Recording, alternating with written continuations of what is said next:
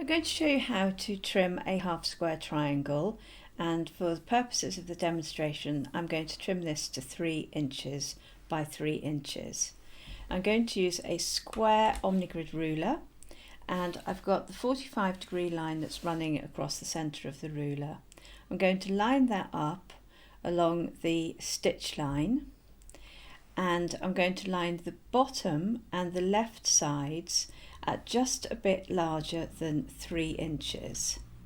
And now I'm going to trim up the right side and along the top.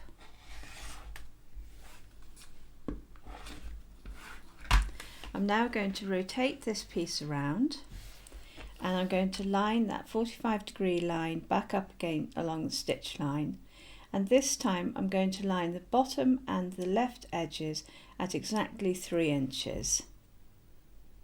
I'm now going to trim up the right side and along the top side. And that is how you trim your half square triangles.